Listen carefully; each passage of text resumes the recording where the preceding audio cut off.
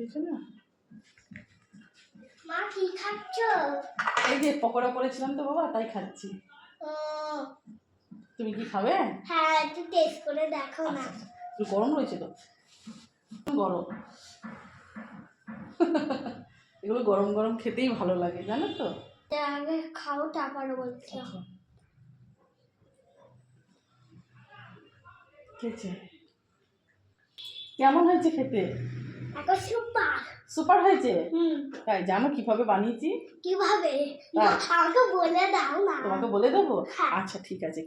Hello বন্ধুরা, কেমন আছো তোমরা? আশা করি তোমরা সবাই ভালো আছো, আমিও ভালো আছি।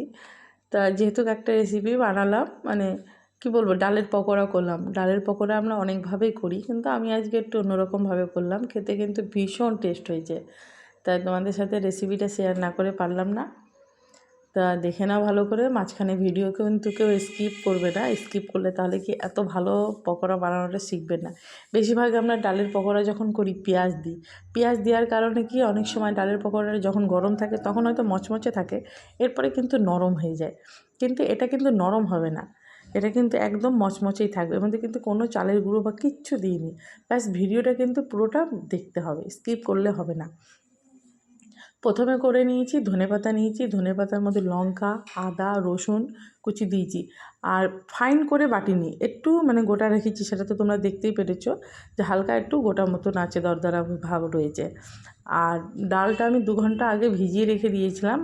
ওর মধ্যে মুসুরির ডাল রয়েছে, মটর ডাল রয়েছে, তোমরা চাইলে ওর মধ্যে ছোলার ডালও দিতে পারো। দিয়ে কিন্তু মিহি পেস্ট করবে না, একটু গোটা গোটা যেন থাকে। এবারে ডাল বাটার মধ্যে সমস্ত কিছু আগে যে ধনেপাতাগুলো বেটে রেখেছিলাম সেইগুলো দিয়ে লবণ দিয়েছি, হলুদ দিয়েছি, আর লঙ্কা গুঁড়ো দিয়েছি, আর কালো জিরে দিয়েছি, দিয়ে ভালো করে ফেটিয়ে নিয়েছি। নিয়ে তারপর ফ্রাই প্যানে আমি তেল দিয়েছি। যতটা পারবে তোমরা তেল একটু বেশি করেই দেবে। দিয়ে এবার ডুবো তেলে ভাজলে তো আরও বেশি ভালো হবে, খেতে আরও ভালোই হবে। কিন্তু আমি তেলটা যাতে নষ্ট না হয় এই জন্য একটু ডুবো তেল দিইনি, কিন্তু অল্প তেলের দিয়ে মধ্যে ভেজে নিয়েছি মচমচে। খেতে কিন্তু মানে ভীষণ টেস্ট হয়, ভীষণ। ধনেপাতার জন্য এত সুন্দর টেস্ট হবে। আর দেখো কেমন মচমচে হয়েছে, দেখতে পাচ্ছ তো? ভীষণ ভালো হয়েছে। বানিয়ে নিলাম, তোমরাও বানিয়ে নিতে পারো। সন্ধ্যাবেলা টিফিনে খাও, ডালের সাথে খাও। এভাবে বানাইছো? আচ্ছা, বুঝেছি।